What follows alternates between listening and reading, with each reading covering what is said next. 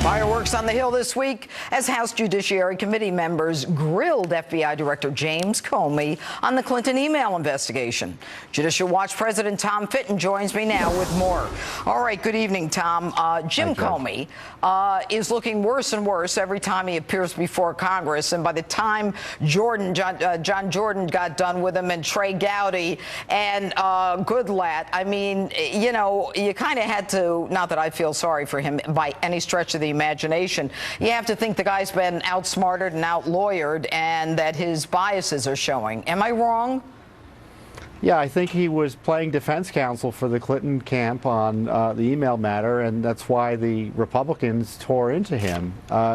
You know, the way they handled this investigation and his explaining away the destruction of emails after Congress subpoenaed them, and you know, who cares whether Cheryl Mills, Clinton's top aide, was the target of an investigation and allowed to sit in on her interview, Mrs. Clinton's interview? Who cares if she was given immunity to turn over a laptop? And who cares if all that information on a laptop couldn't be used against her?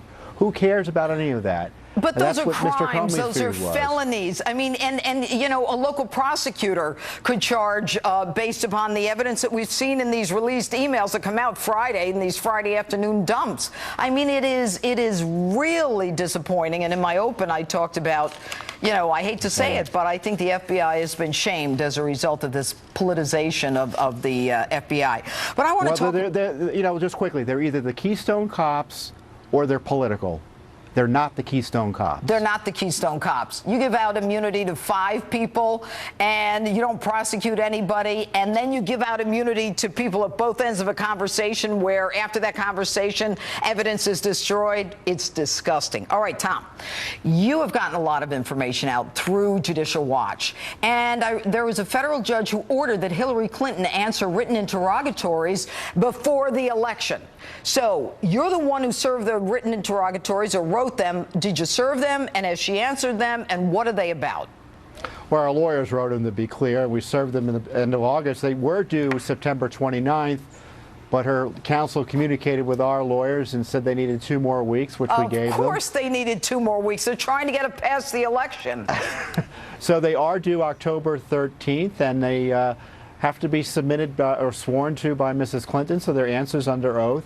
And they're about the Freedom of Information Act. They're about the destruction of records and how the system worked, who set it up, how it ran, and what was she thinking when she was doing all this government business on a separate server and not telling anyone about it and not saving and protecting the records as the law requires. You know, the document dumps that the FBI has been releasing on these Friday afternoons, are you able to get any unredacted versions, or is everything redacted for you as well? I mean, is the federal judge requiring more from them?